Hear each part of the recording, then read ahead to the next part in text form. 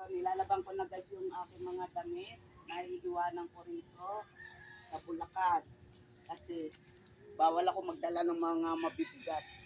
Balik na ako sa aking pinanggalingan. Yun na guys, maraming salamat. Maraming salamat sa aking mga mahal sa buhay. Nagkup-kup sa akin ng ilang buwan dito. Maraming salamat sa inyong lahat. I love you. I miss you.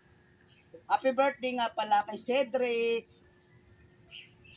Kita Kids.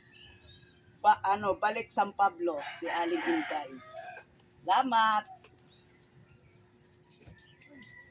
Salamat ang artista. Salamat, bebe. Happy.